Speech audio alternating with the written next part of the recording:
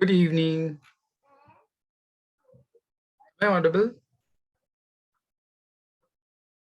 Yes, sir. Mehreen, any doubt from last class?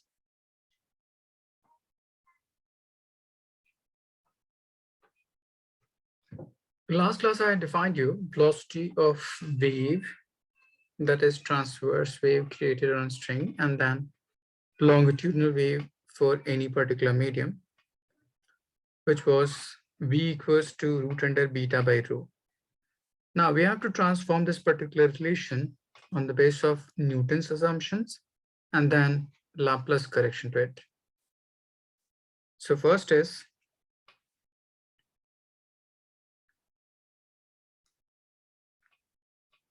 Newton's formula. He assumed that propagation of sound, that is longitudinal wave, is isothermal in nature. He assumed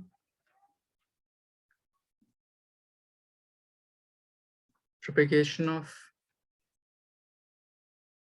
sound is isothermal. Isothermal means at constant temperature. It means there is no change in temperature. So delta T equals to 0. For this part, equation of state will be PV equals to constant. So we have to calculate beta for this process. I've already defined this particular relation to calculate beta related to isothermal process in thermodynamic also.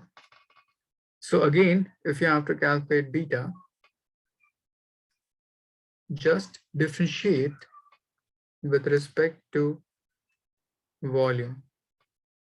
So in left hand side, we have two quantities which are in product. So using product rule, differentiation of first term multiplied by second one plus differentiation of second multiplied by first, and in right hand side we have constant, so differentiation will be 0.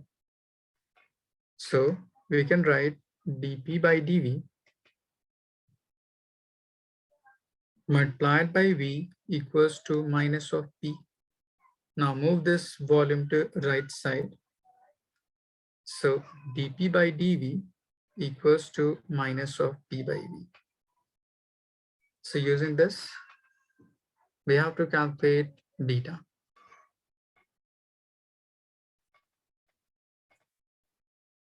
Now, beta is minus of dp by dv multiplied by volume. So dp by dv we have in this part minus of p by v. So minus and minus will cancel out. So you'll get plus p by v multiplied by v. So beta for isothermal process will be just equals to pressure of the system. Mamuna, is it clear? Yes. So if you put this particular value of beta in the above expression for velocity of longitudinal wave, so velocity equals to root under beta by rho. Beta we have P divided by rho.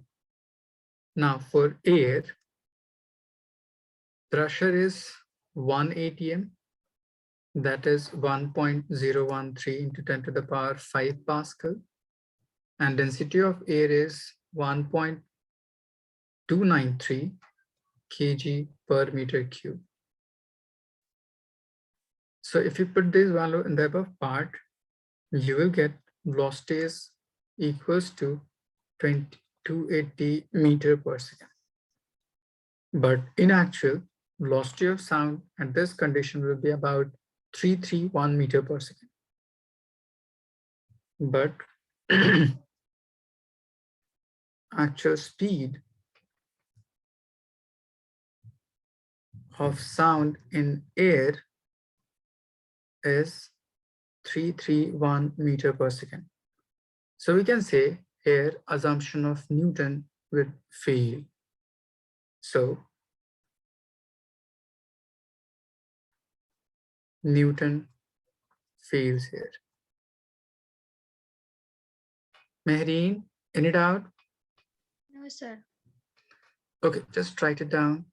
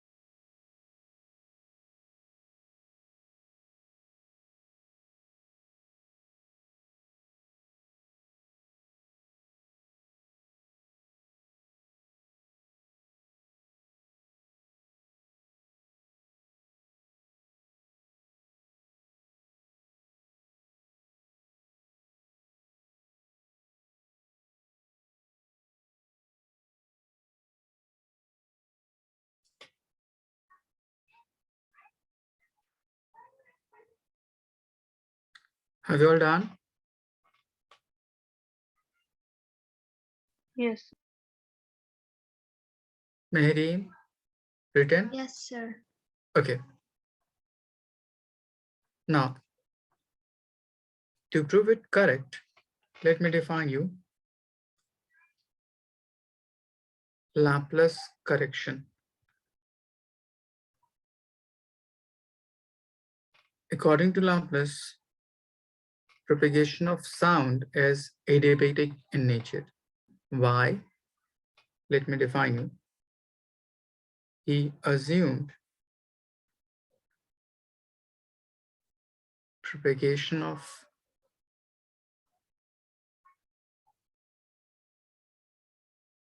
sound as adiabatic. Why adiabatic?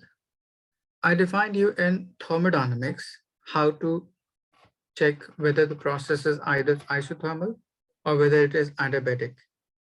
If a process occurs all of a sudden, if there is no enough time, then it would be termed as adiabatic. And if a process is occurring very slow, almost it tend to behave as rest, then it will be act as isothermal. So in this part, for propagation of sound, which is longitudinal wave, so you'll say in this part, there will be formation of compression and rarefaction. So if there is, or this process of formation, compression and rarefaction is so fast that there is no enough time to exchange heat. That's why this process will be adiabatic in nature. So you'll say, since in longitudinal wave,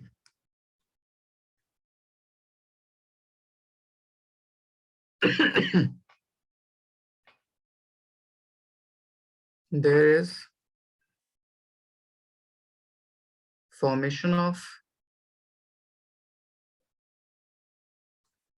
compression, a region of high density and low volume, and rarefaction.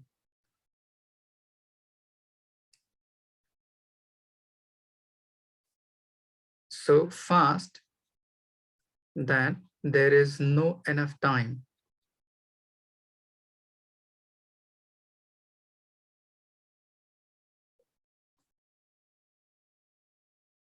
for exchange of heat.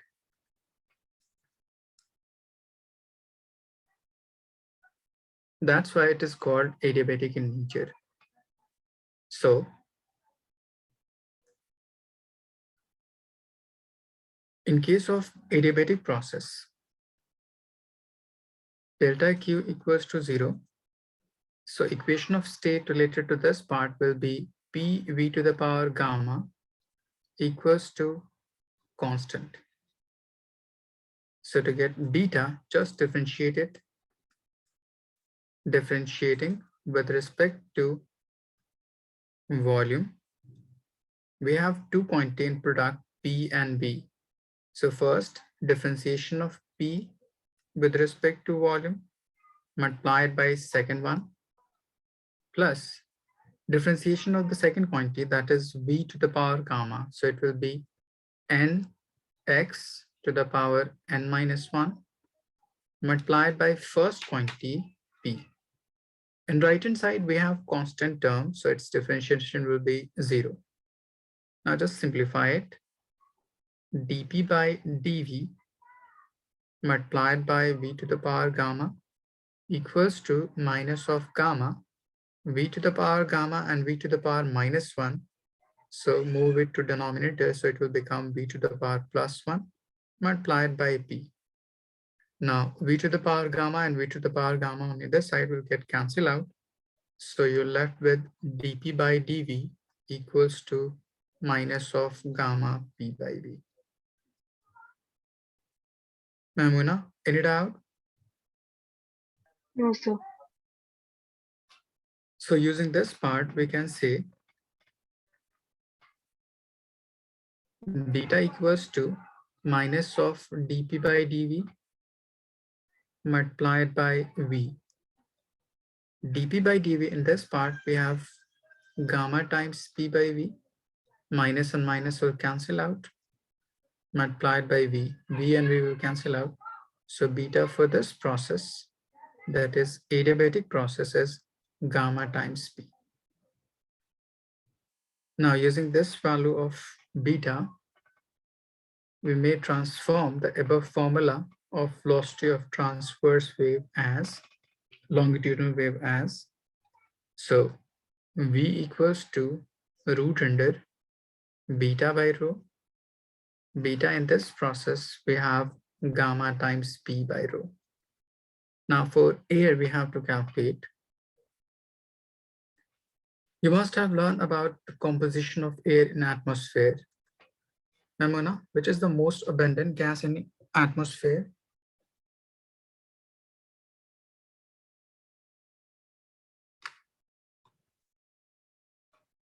Sir, could you repeat? Which is the most abundant gas in air or atmosphere?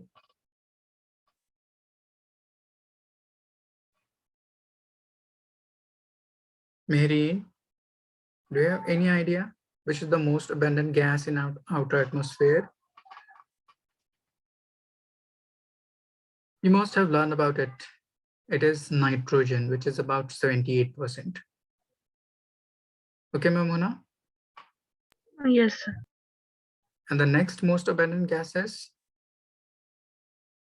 oxygen, which is about 20 or 21%. So nitrogen, which is also diatomic, and oxygen, which is also diatomic. So if you combine these two composition, you will get roughly about 98 or 99% of the whole atmosphere. So we can say most volume of our atmosphere is diatomic in nature. Is it clear? Yes. So gamma is diatomic, which is 5 by 7, that is 1.4. In case of air, pressure is 1 atm, that is 1.013 into 10 to the power 5 Pascal. And density of air is 1.2 1.293 kg per meter cube. So if you substitute these values to the above equation, so velocity will equals to root under, that is 1.4, and rest of the whole values divide by 1.293. So on solving, you will get 331 meter per second, which is equivalent to the actual speed of sound. Is it clear? Abdul Wahid, any doubt?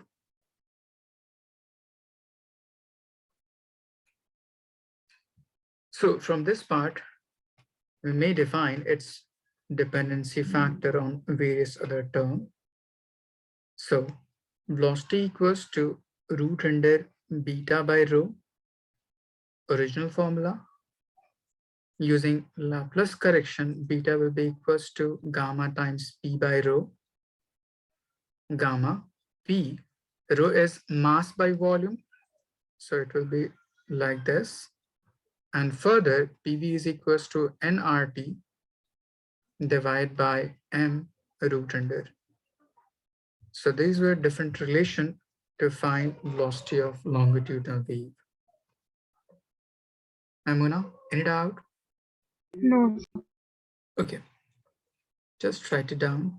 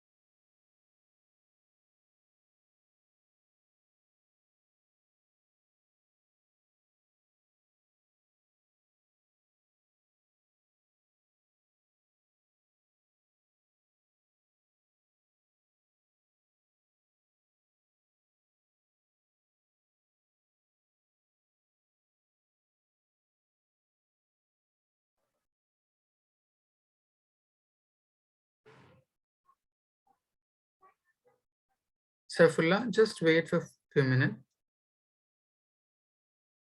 I will show you the previous part so that you will take a screenshot. Yes, sir.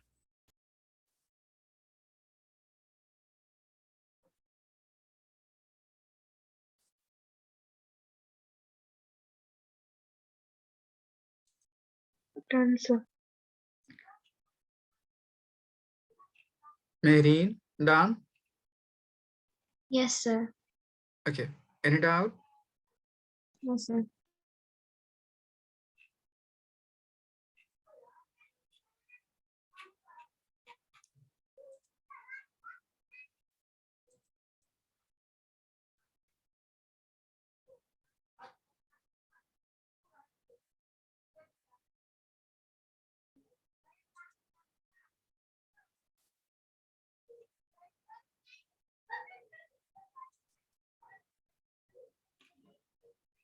Saifullah, just take a screenshot. We have started from this.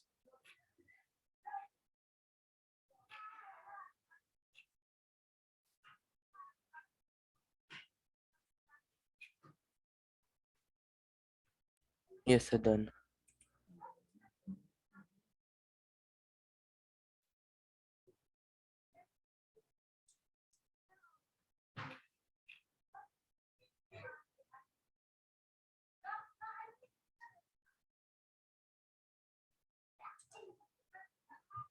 Done.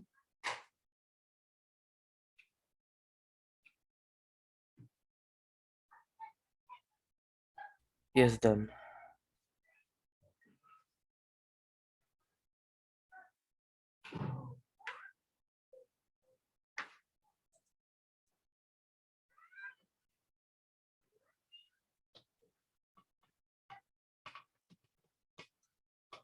Done, sir. Okay. Now, on the basis of this relation, we have to define on what different factor velocity of longitudinal wave may depend upon. So next is factors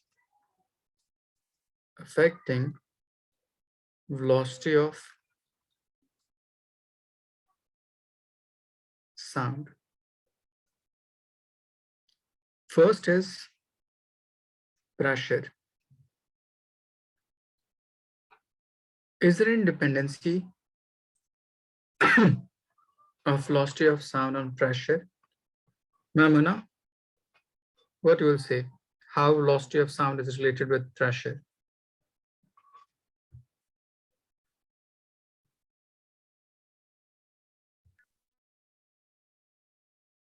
Any idea?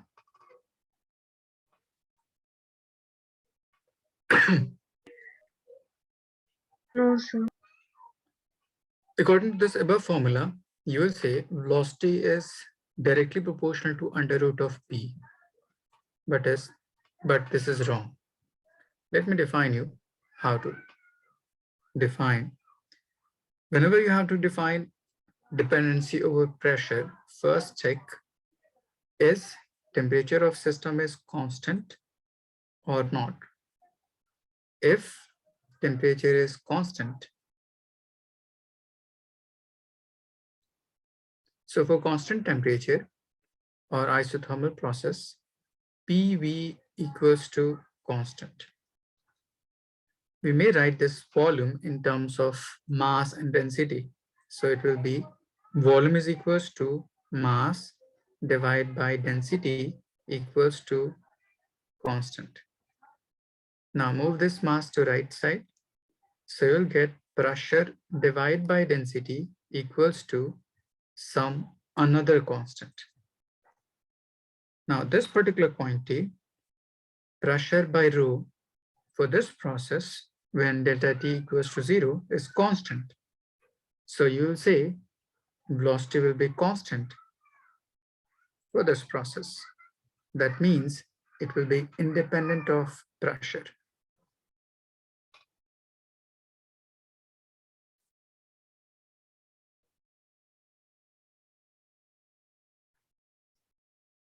Independent of pressure.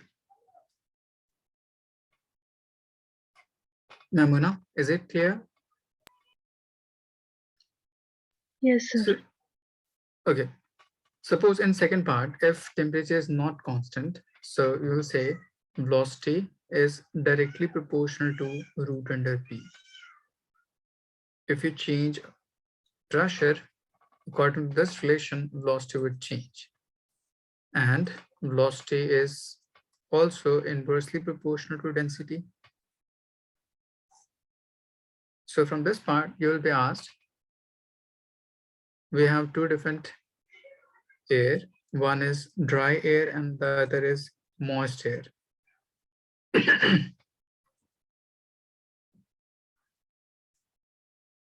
So first is moist air and the second is dry air. Which do you think is most denser or more denser as compared to these two air, moist air or dry air? Marine, Yes, sir. which one of these two air will be more denser, moist air or dry air? Moist air. No, density of dry air is greater than density of moist air. So according to the above relation, velocity is inversely proportional to density. Therefore, velocity of sound in moist air will be greater than velocity of sound in dry air.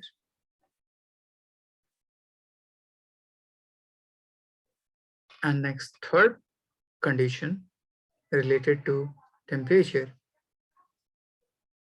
So according to the above relation, you will say velocity is directly proportional to root under d. So these are some factors on which velocity of sound may depend upon. Saifullah, any doubt? No, sir. Okay, just write it down.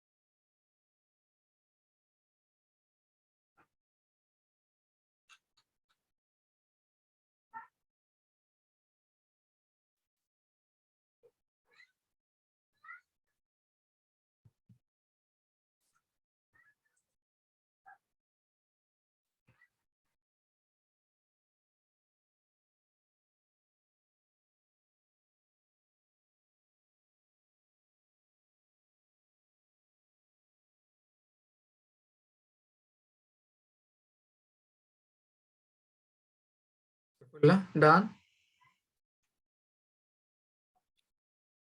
1 minute, sir.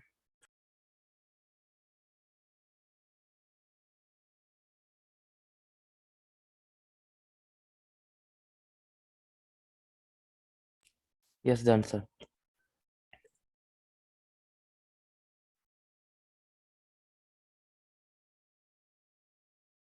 Now related to these different relation, you'll be asked, let me define you.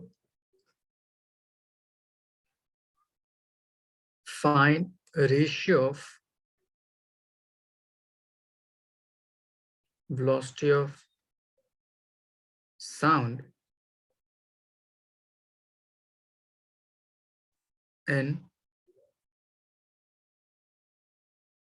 hydrogen and oxygen at same temperature.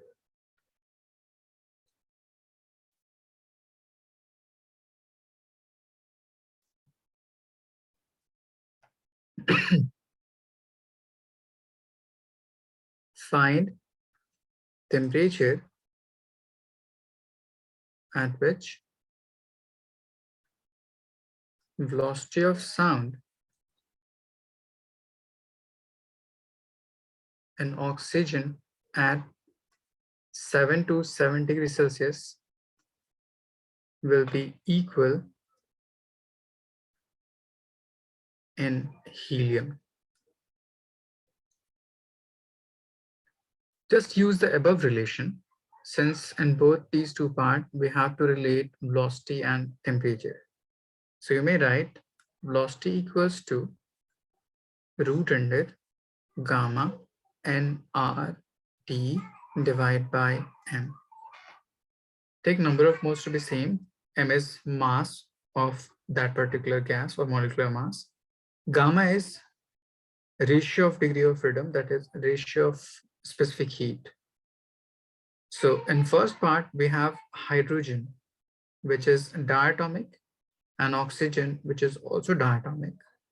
So gamma for diatomic will be 7/5. And both are at same temperature. So you're left with velocity of sound in hydrogen divided by velocity of sound in oxygen equals to gamma will cancel out, R will cancel out, T will cancel out. So you're left with just mass or molecular mass in oxygen and molecular mass of hydrogen. Just put their values and simplify it and try to do second part. Mamuna, any doubt? No, sir.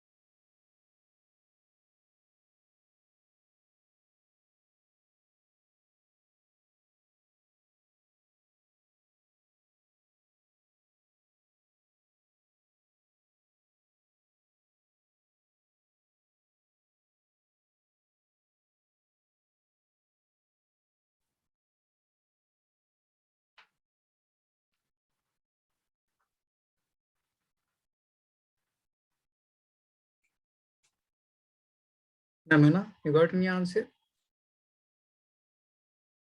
No, sir. I'm on the last. Okay.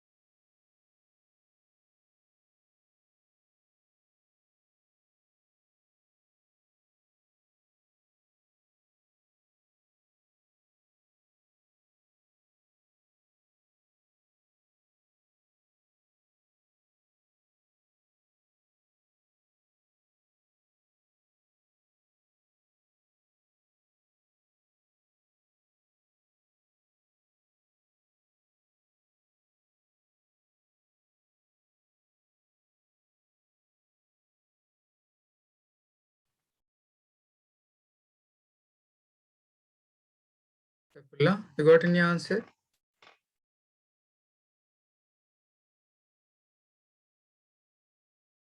In this part, molecular mass of oxygen will be 32.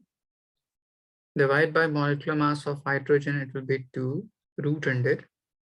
So it will be 16 times. And if you take a square root of it, so it will be 4:1.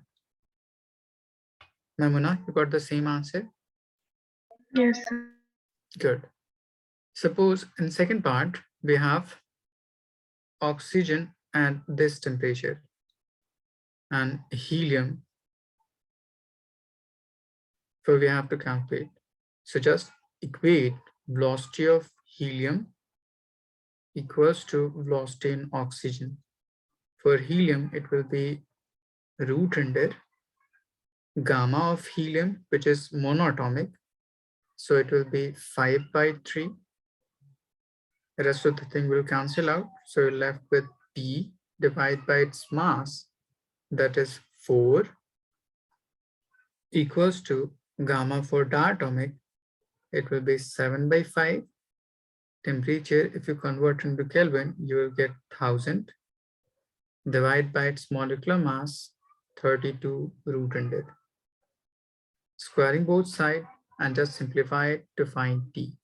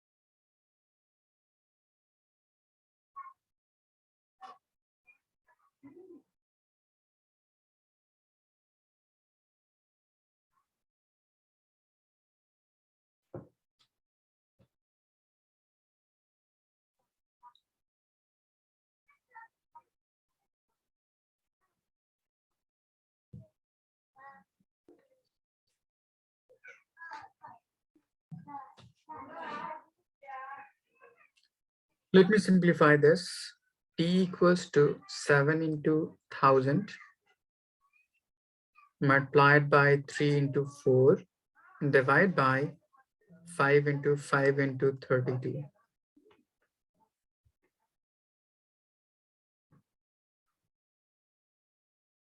So 5 into 5, 25 into 4 times will be 100. 4 into 8 times 32 and 8 in 5 times will be 40. Now just multiply this all. 5 into 3, 15 into 7, 105 Kelvin. So this will be a final answer. For vase, on squaring both sides, root will cancel out.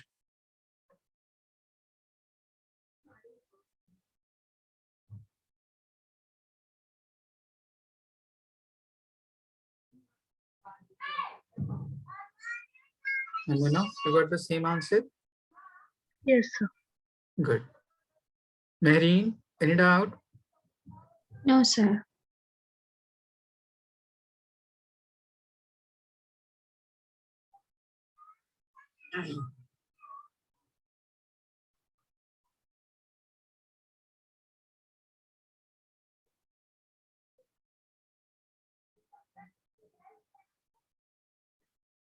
Saifullah, done? Yes, sir. Okay. So this is all about the first part of this wave, that is types of mechanical wave and its velocity. Next is equation of traveling wave.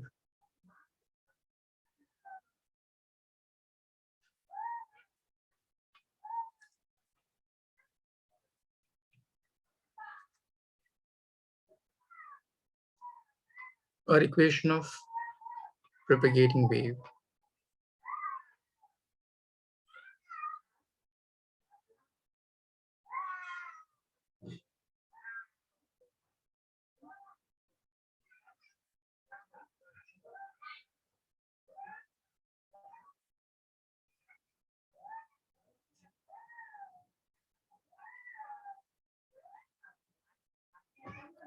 Suppose a wave at any instant is at this point.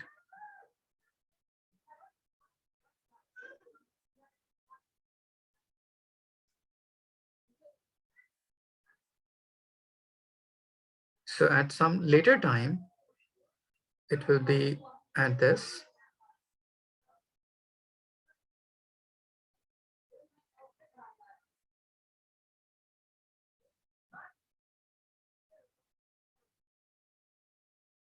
It means particle of it may also vibrate at their own position, and also it will propagate along coordinate axis. Let's say velocity of this wave propagating along this wave is v. So distance covered by this particle from this point to this point will be x, and it will be equals to velocity into time. So time will equals to x by v. Is it clear? Sir, can you explain it again? I've just assumed glimpse of this propagating wave at any time t equals to 0 to be at this point. And some later time, this entire disturbance will move forward since this particular disturbance is propagating at some velocity v. So this entire structure gets shifted in a small time t by this amount. Is it clear? Yes, sir. So let me define according to equation of Sachin as y equals to a times sine omega into t. We may write it as a sine omega and t, but it has shifted towards x-axis by this amount. So time will x by v. So if you have to move this particular curve back to its initial position, at any time t, it is at this point. And if you have to move this particular curve back to its initial position, you must have to subtract by this amount to the actual value. So using this concept, let me subtract this particular part by x by v. Now just simplify it. You will get a times sine omega times t minus omega by v times x. This omega by v is another constant, that is k. Just 1 minute.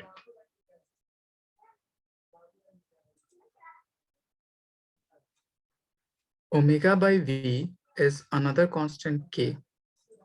So if you substitute in this equation, you will get a times sine omega t minus of kx equals to y.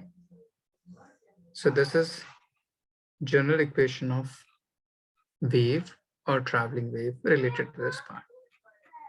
So this is how we can derive this particular part, but you don't need to derive or remember this equation. So let me define you in general.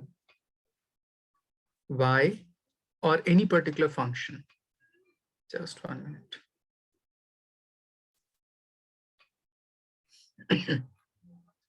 Any particular function f xt equals to a, it may be sine cos multiplied by omega into t plus or minus k times x plus some delta. This will be general equation. So in this part, this fx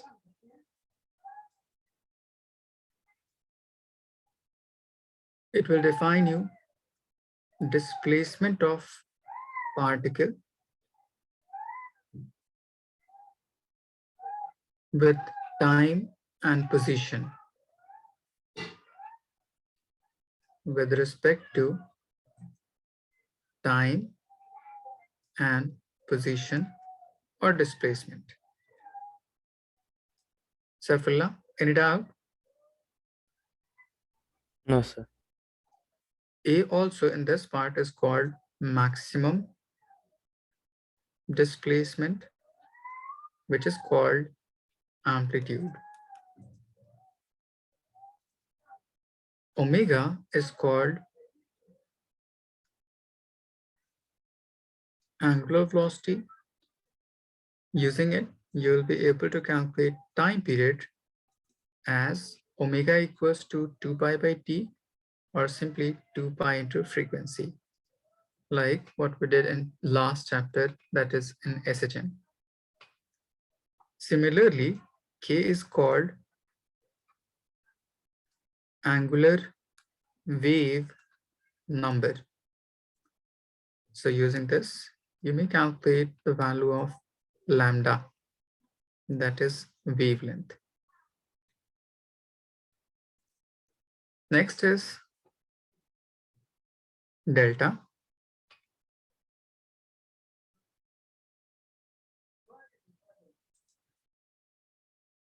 That entire angle, let me write it as phi omega t plus minus kx plus delta is called phase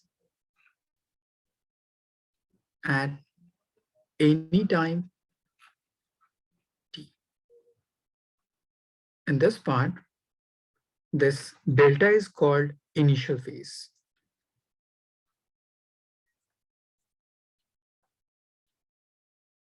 Initial phase when x is 0 and t is 0.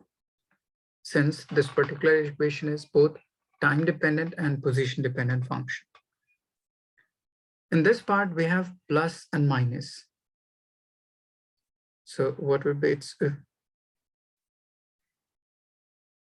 significance? Let me define you, just 1 minute.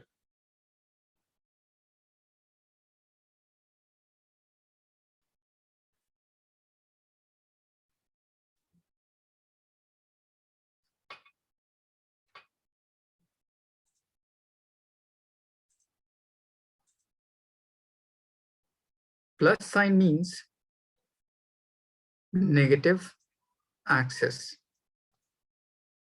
Minus sign means positive axis. And this x will define direction of propagation of wave, in which direction wave is traveling. So this x is called direction of traveling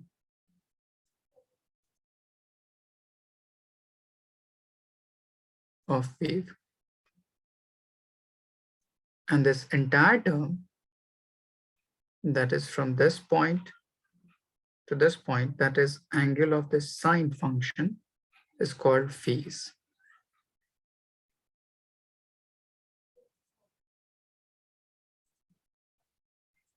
Mamuna, any doubt?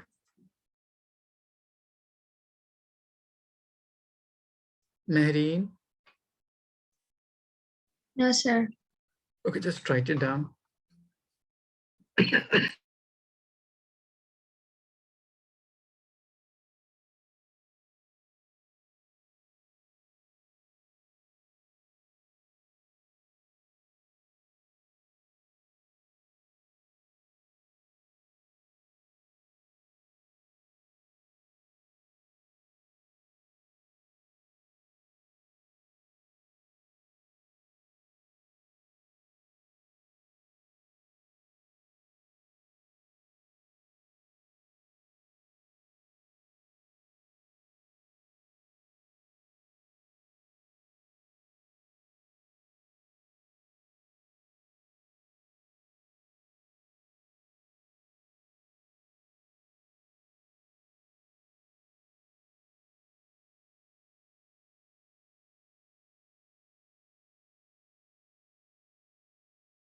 Done, sir.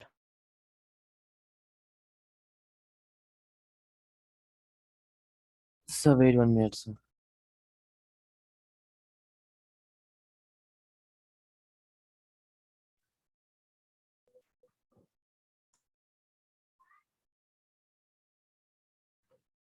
Saifullah, may I scroll down? 1 minute, sir. Okay.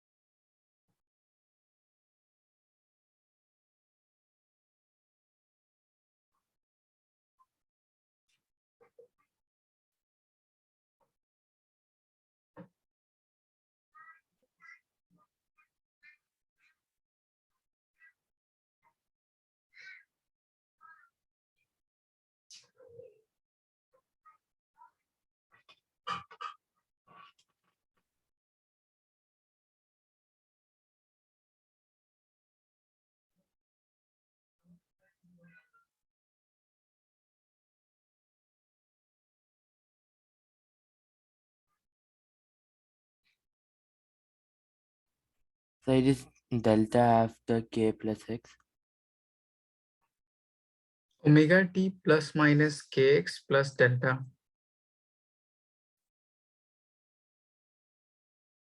This part or this part?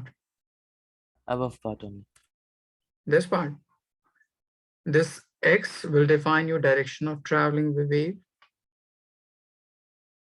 This minus sign will define your positive x-axis, and this will define your negative axis. These signs have opposite meaning. Yes, sir.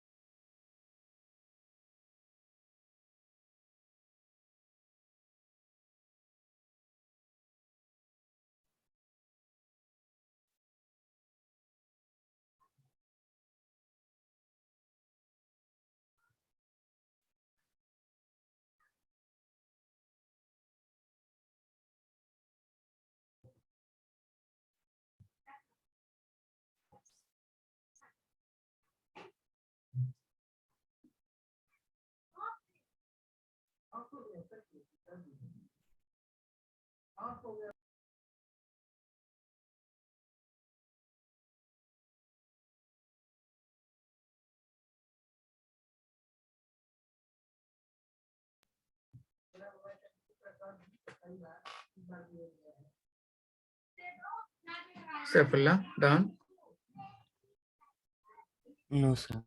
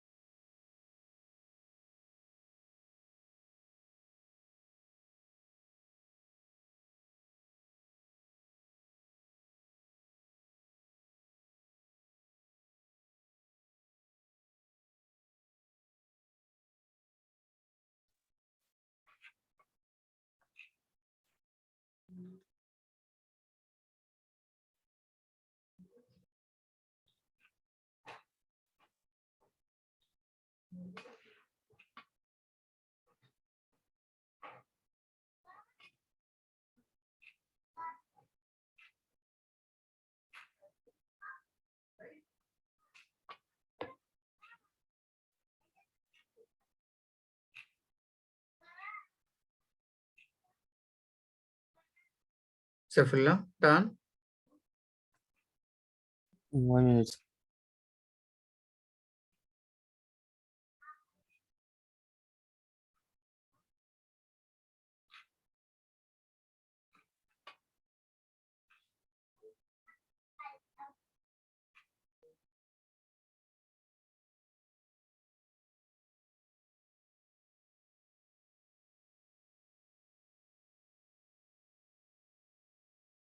Yes, sir, done.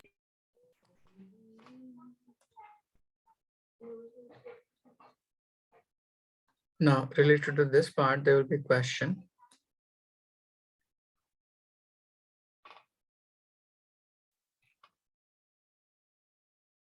If f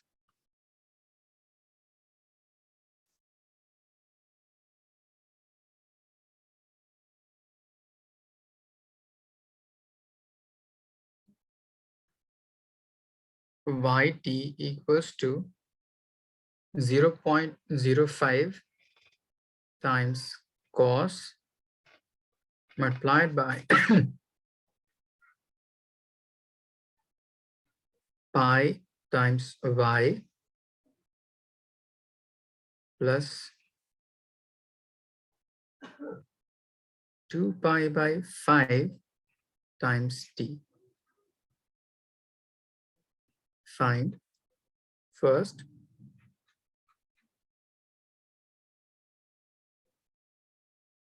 wavelength, second time period, third its amplitude, fourth direction of traveling.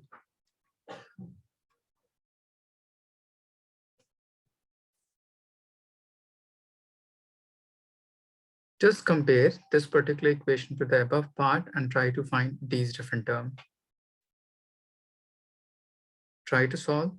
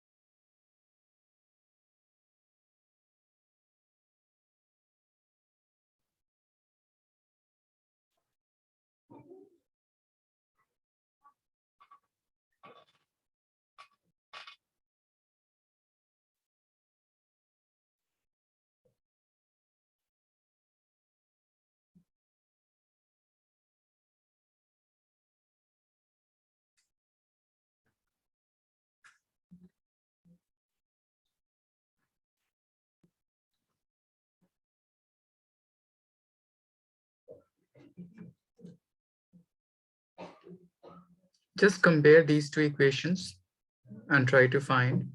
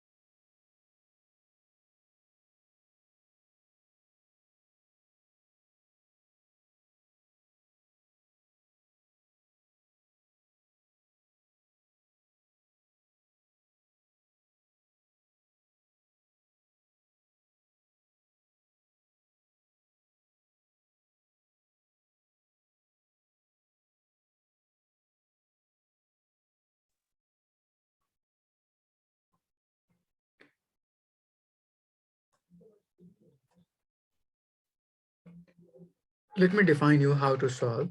Just compare first. Coefficient of cos, we have 0.05, but in general equation, coefficient of cos or sine is just as a. So on comparing, you will say a equals to 0.05 meter. Mehreen, is it clear? Yes, sir. Tell me the value of k on comparing these two equations.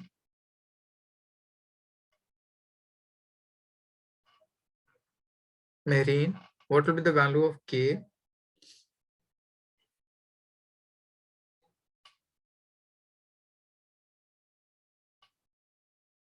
K is simply coefficient of x, y, and z. So in this part, we have k equals to pi. Mehreen, is it clear? Yes. Now k is nothing but 2 pi by t, 2 pi by lambda equals to pi.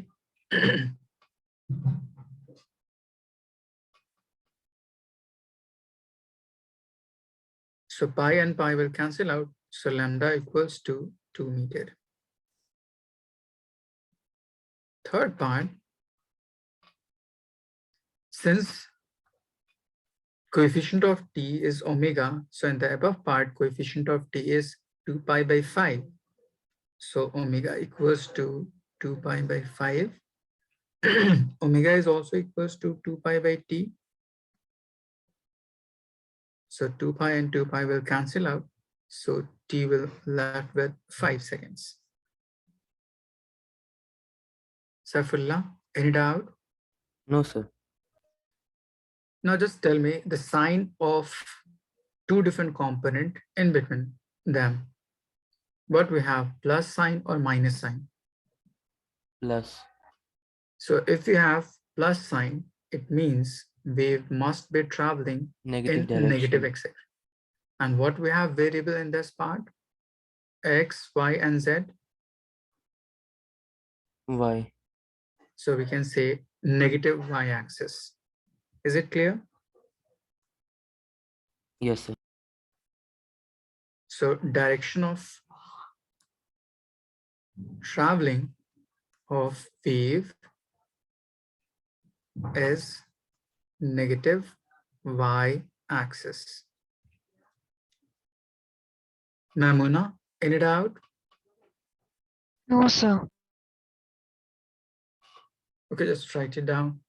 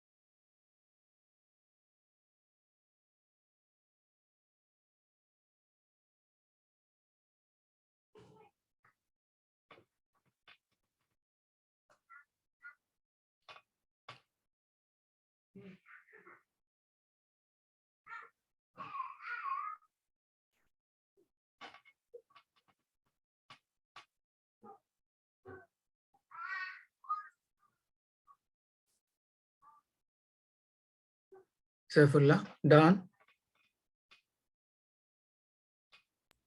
Yes, sir. Okay. So there will be a question to define particle velocity and particle acceleration as F defines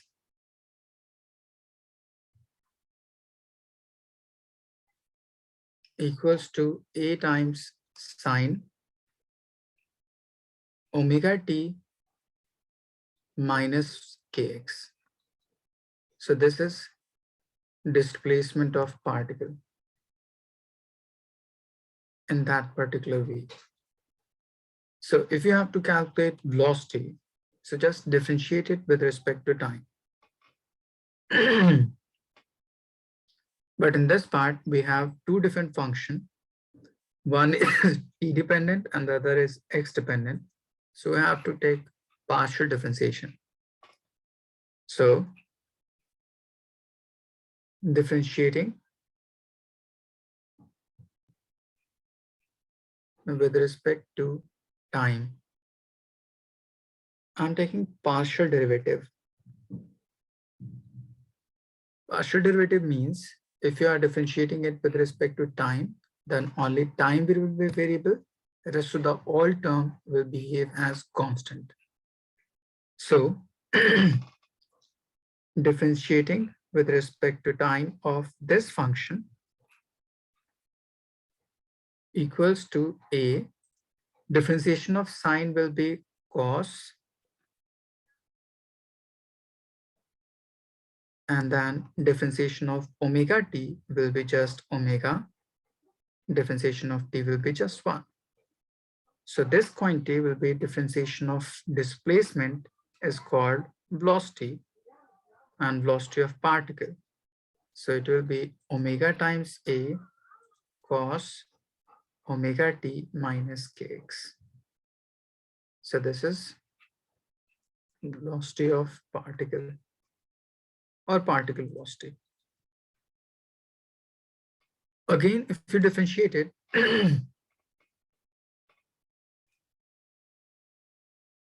again, partial differentiation with respect to time. So differentiation of v with respect to time will be omega a being constant, and differentiation of cos will be minus sine omega t minus kx as it is, and differentiation of omega t, in which omega being constant, keep it outside, and differentiation of t will be 1. So dv by dt is called acceleration equals to minus of omega square a sine omega t minus kx. This will define you acceleration of particle in wave. That's why this is also called Vp and this is also called Ap. Mamona, any doubt? No, sir. Further, if you have to calculate maximum velocity, maximum acceleration,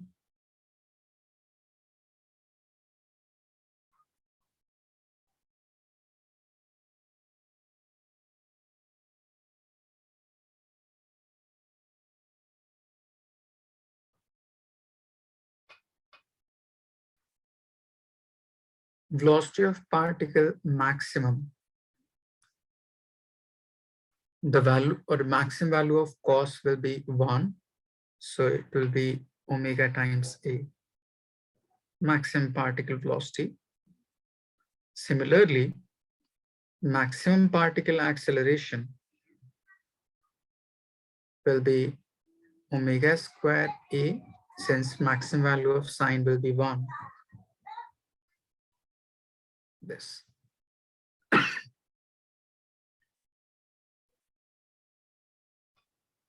So this is normal equation of displacement of particle in wave. So on differentiating it with respect to time, you will get particle velocity as this. You will be asked only to find maximum particle velocity. So this will be a relation.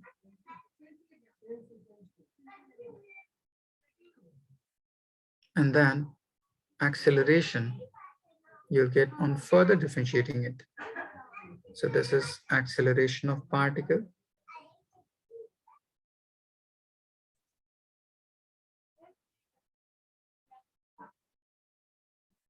And this is maximum acceleration of particle in wave. Mehreen, any doubt? No, sir. Okay, just write it down.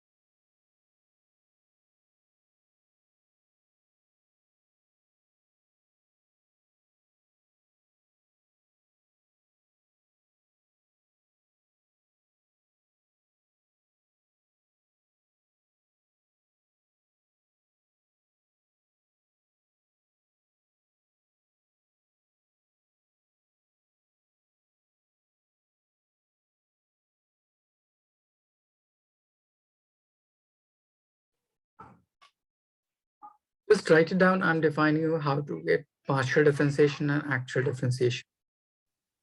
Okay, okay.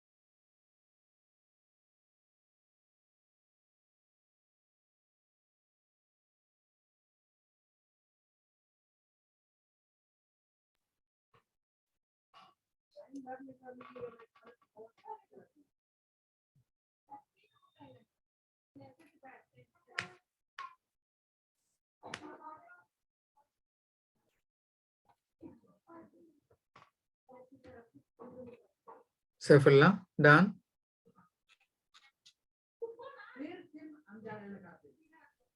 Yes, sir. Okay.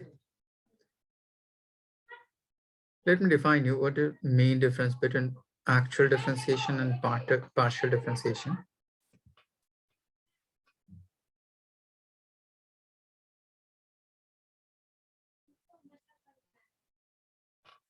If you have any function f, which is depending over 2 or 3 variable like this, which is equals to x square y plus y cube, suppose. If you have to differentiate it with respect to x, or let's say with respect to y,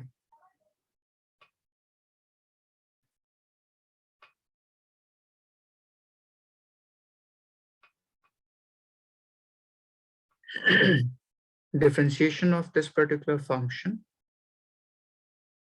with respect to x. So this is called actual derivative, actual differentiation, in which each variable term x, y, z will act as variable. So first we have x square y, that is product of any two variable. So differentiate first quantity, multiply it by second, plus differentiate second quantity, multiply it by first, And then again, differentiate this particular part. It will be 3y to the power 2 and differentiation of y, since we are differentiating it with respect to x. Namuna, is it clear how I have just differentiated it? Yes, sir. So this is called actual differentiation. In this part, in first term, we have product of any two quantity. So I have used product rule, differentiation of first quantity multiplied by second, and then differentiation of second quantity multiplied by first. In the second part, we have y to the power 3, that is exponential function, as well as y itself. So first I have just differentiated it exponential, and then the base part y with respect to x. So this is called actual differentiation, in which each term will behave as variable. But suppose if you have to differentiate it partially, partial differentiation.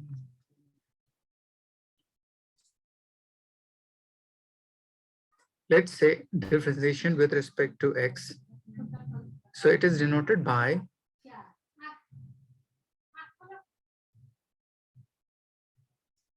del over del x of function xy. Del means differentiation of x. So in this part, only x will act as variable. The rest of the whole term, either constant or some other variable, whole term will act as constant. So only x will act as variable. So differentiation of first term, that is 2x, and y will act as constant. So in this part, it will be coefficient plus y cube, just one term. There is no any component of x. So it will be treated as constant. So its differentiation will be 0. Fawaz, is it clear what is the main difference between actual differentiation and partial differentiation?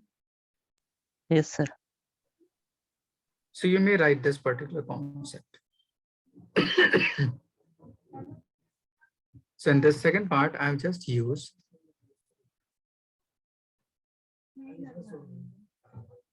x is variable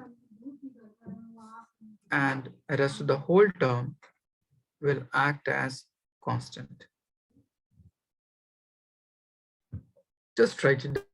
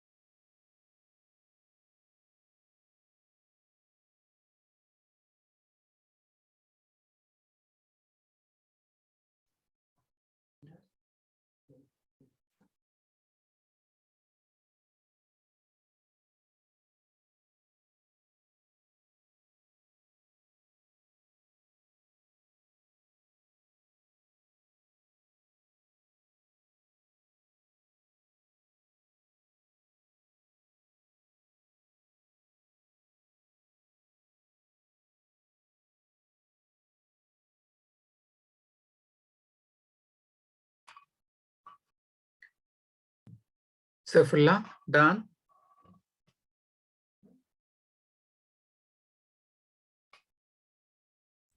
Yes, sir. Okay. Now, next concept related to this part will be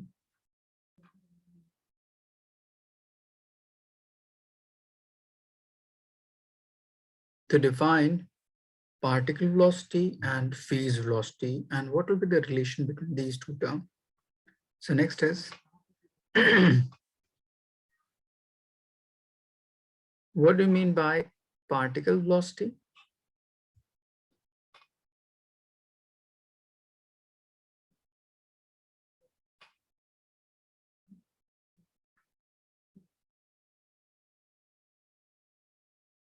Phase or wave velocity?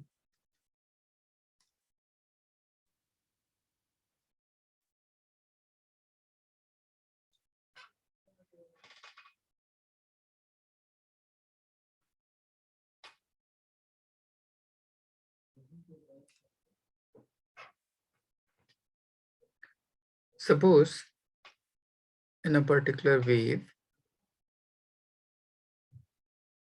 let's say particle is vibrating at this point,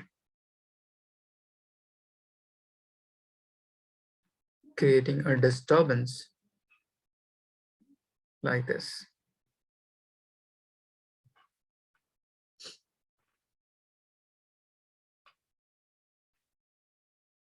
There will be particle at this point, this, this. Each will be vibrating.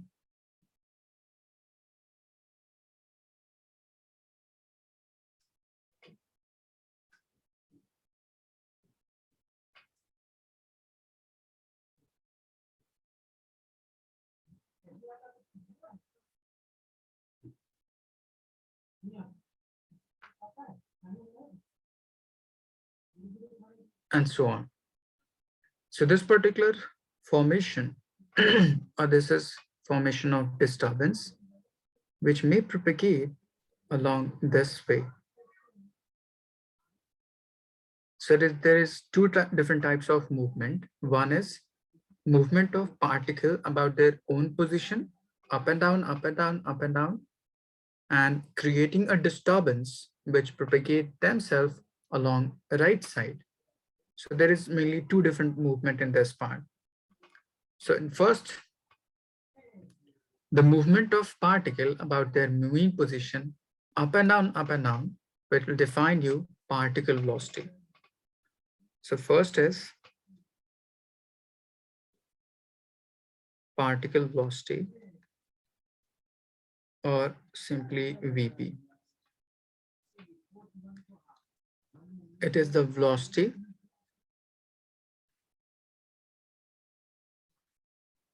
with which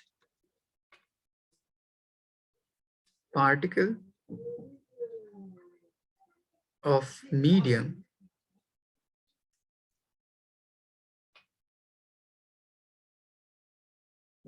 oscillates or vibrates about their mean position is called particle velocity. So it is equals to as you have displacement f x dependent function a times sine omega t minus of kx. So on differentiating it partially with respect to time, like what we did in above,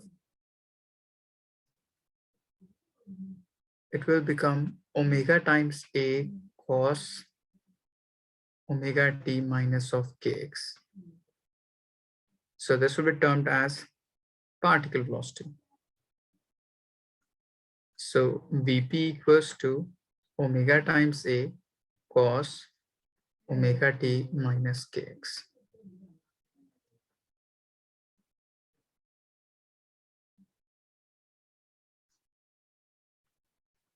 Now this particular entire disturbance will move towards right side or left side according to propagation of phi. So the velocity with which it may propagate is called phase velocity and wave velocity. So next is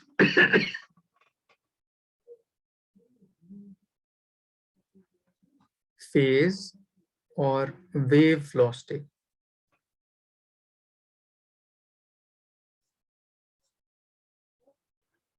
Denoted by simply V.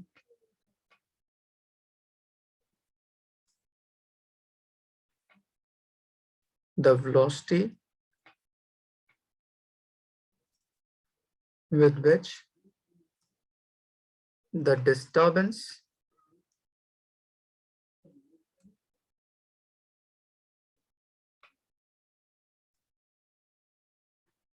propagates along the medium is called wave velocity or phase velocity. So it is equals to, velocity is equals to lambda by t lambda into frequency, or simply omega by k. You must have learned about it in class 9th also. Just write it down to this part first. Mamuna, any doubt?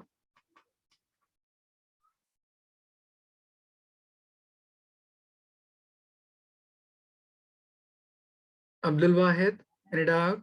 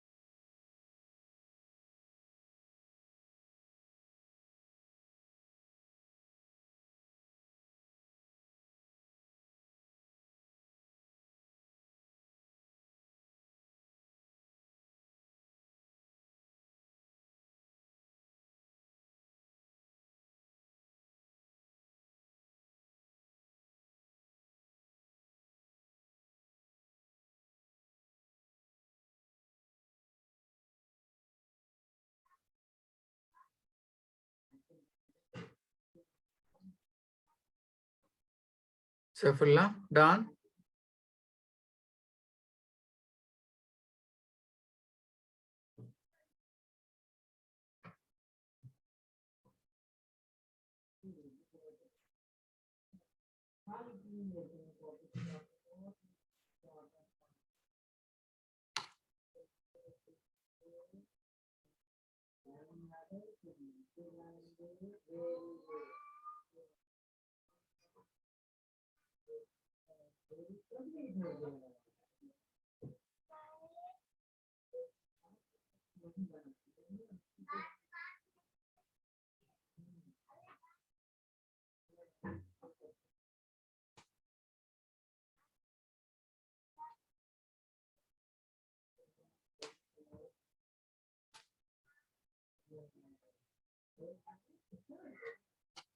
Mehreen, done?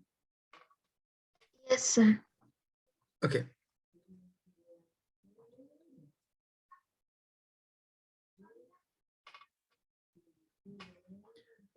So from this part, we have to calculate relation between these two terms.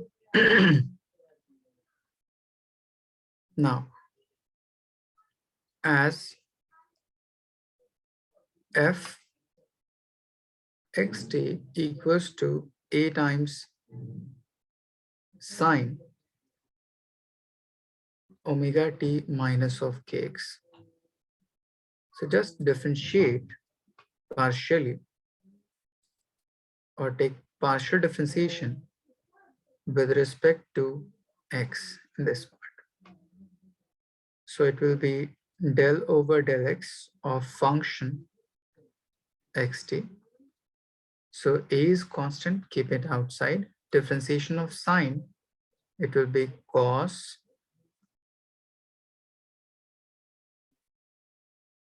and next is differentiation of this particular term with respect to x. So you'll get minus k as coefficient and differentiation of x will be 1. So this particular quantity is perpendicular by base like this. So it will define you slope of curve at that particular instant. So it will be equals to minus of Ka cos omega t minus kx. Now, if you divide this particular equation to the above part, that is velocity of particle, so you'll get a relation.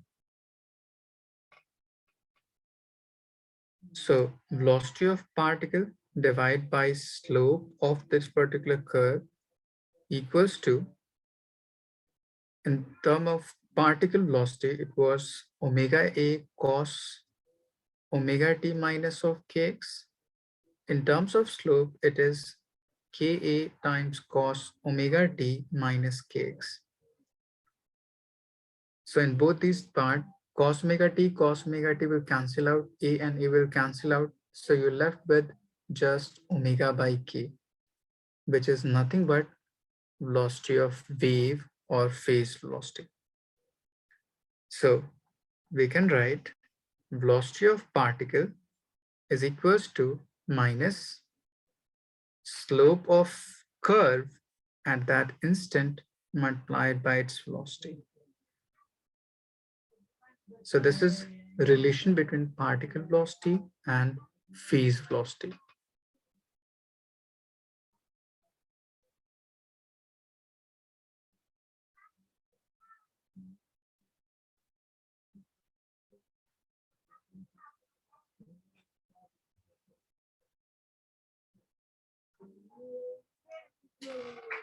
Memuna, is it clear?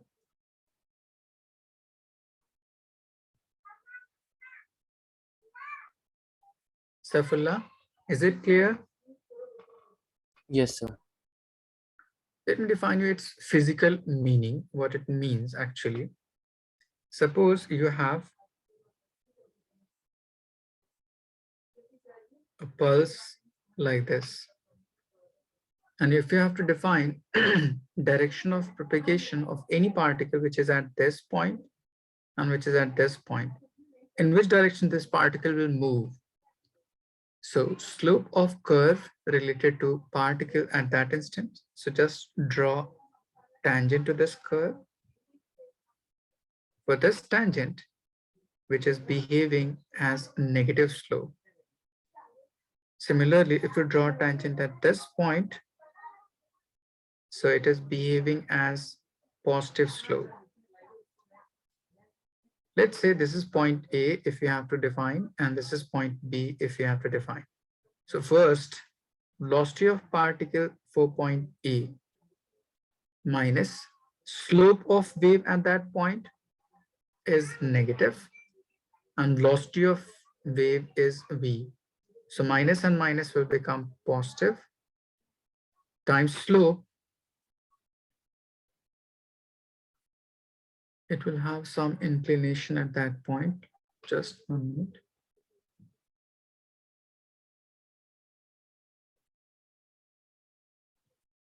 Let's say this is theta 1, so it will be negative. So minus of tan theta 1 multiplied by velocity v. So minus and minus will become plus.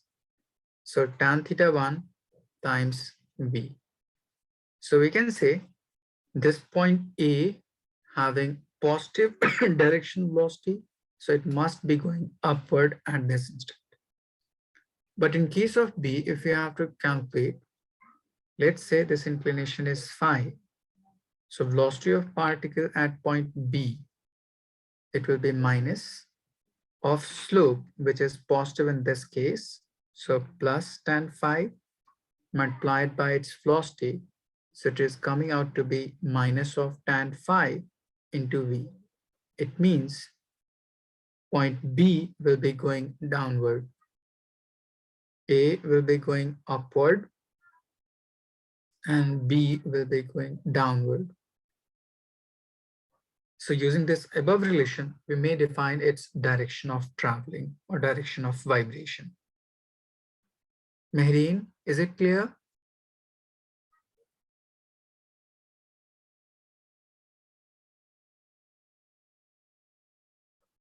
Okay, just write it down.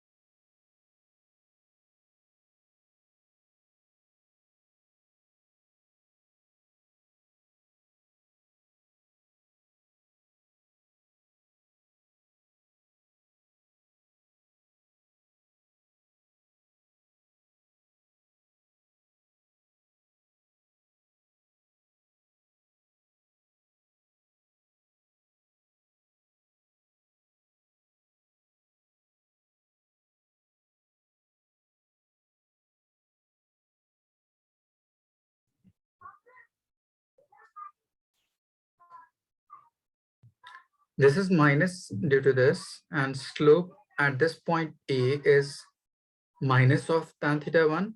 So it will be minus tan theta 1 multiplied by V, velocity of wave at this instant. So this minus and this minus will become plus. So you'll get tan theta 1 into V. This whole Okay, term sir. is in positive. It means particle A is going upward. But in case of second point B, which is minus of slope at point B, which is positive, multiplied by velocity. So plus into minus will become minus. It means it will go downward at this instant. Fawaz, any more doubt? No, sir. No. Okay.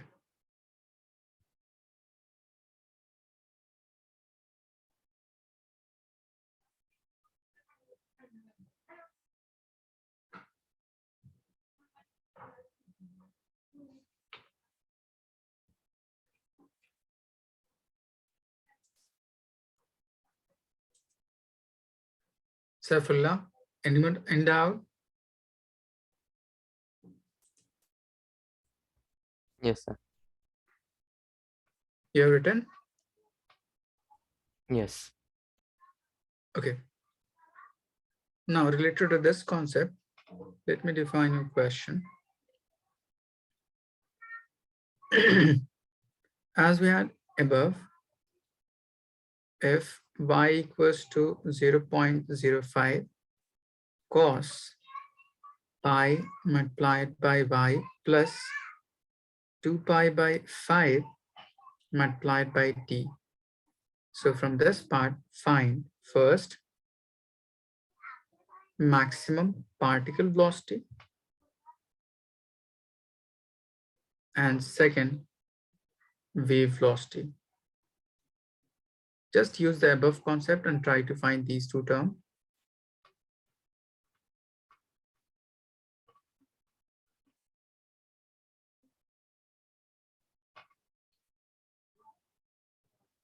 For maximum particle velocity, it will be omega times a, and for wave velocity, it will be just omega by k. Try to find the value of omega, a, and k.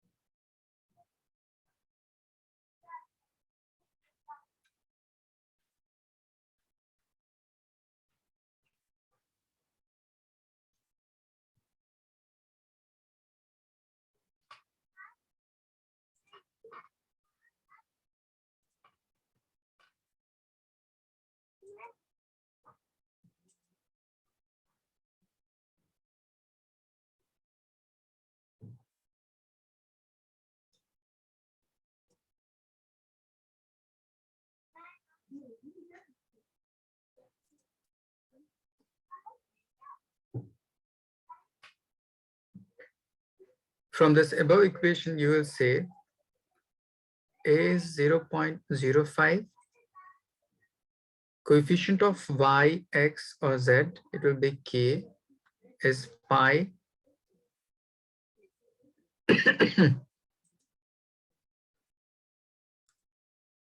radian per meter, and omega is 2 pi by 5 radian per second. Just use these values and try to find.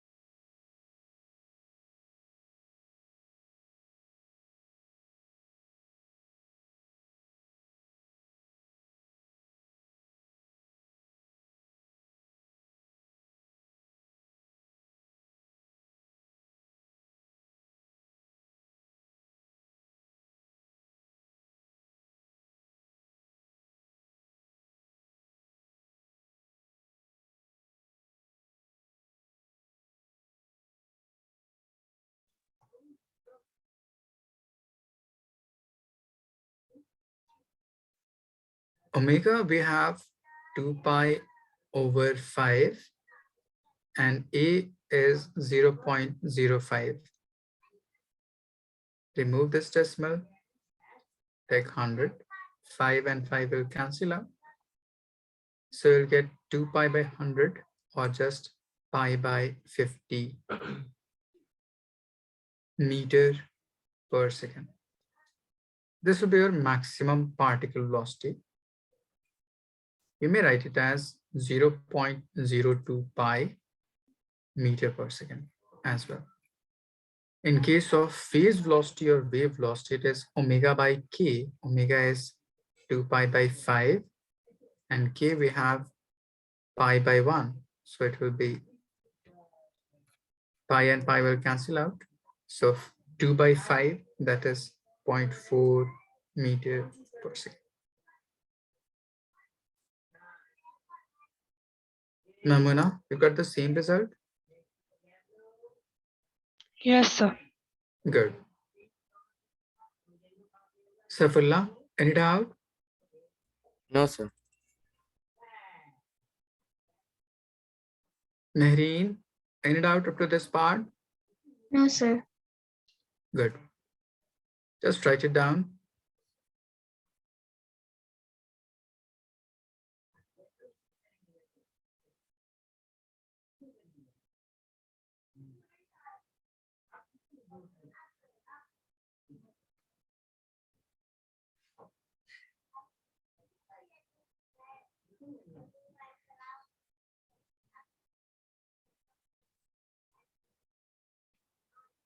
Done, sir. Saifullah, down.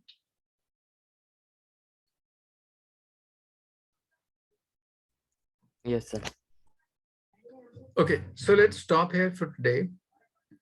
In next class, we'll start with stationary wave or standing wave. Okay. Okay then. Thank you. Take care. Good night. Okay, sir. Thank you, sir. Fawaz, just what? Wait 1 minute. Yes. Thank you, sir. Thank you. Thank you. Thank you.